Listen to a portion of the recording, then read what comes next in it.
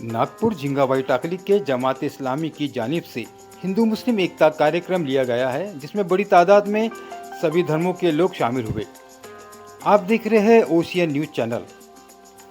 इस प्रोग्राम में सिख विद्वान पोरवाल डॉक्टर वानखेड़े इंजीनियर बागड़े ने अपने भाषण में कहा कि भारत की आज़ादी में सभी समाज के लोगों ने हिस्सा लिया और वो अपने जानमाल की कुर्बानी दी। इस प्रोग्राम में बड़ी तादाद में छात्रों ने हिस्सा लिया।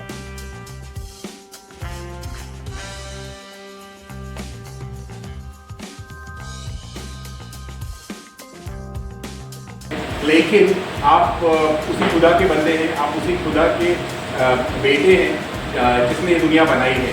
तो सिख कौम इस तरीके से लड़ते रही। तो जब आज़ादी की लड़ाई हुई तो सिख कौम ने आगे बढ़कर इस जंग आज़ादी में बहुत अच्छे तरीके से हिस्सा लिया।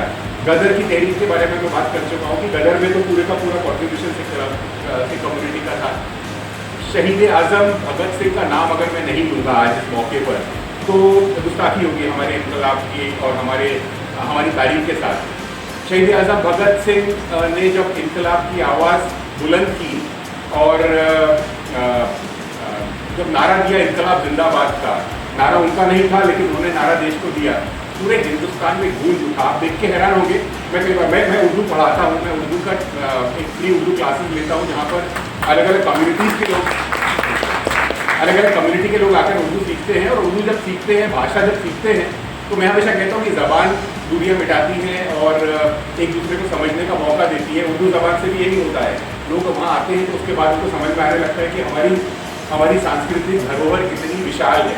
ये बात उनको समझ में आने लगती है। तो उस क्लास में मैं हमेशा इस बात का जिक्र करता हूँ कि इनकलाब जिंदाबाद को किसी और भाषा में बोला ही नहीं जा सका, बोला जा ही नहीं सकता था। अब उसको जब इनकलाब जिंदाबाद का नारा दिया गया तो बंगाल में, जहाँ पर बंगाली बोली जाती है, वहाँ पर यही नारा चला। दक्षिण भारत में, जहाँ पर उत्तर भारत की भाषाओं को अच्छी तरीके से एक्सेप्ट भी नहीं किया जाता, वहाँ भी इनकलाब जिंदाबाद ही चला। तो ये उर्दू का और फारसी से आई हुई उर्दू का ये नारा जो था हमारे पास में इतना बुलंद हुआ कि पूरी हिंदुस्तान एकजुट होकर डट पड़ा देश की आज़ादी के लिए। भगत सिंह का नाम तो भूल ही नहीं सकते, इतनी छोटी सी उम्र में जिन्होंने कह दिया कि सरफरोशी की तमन्ना आज हमारे दिल में है, देखना है जोर कितना बाजुए कातिल।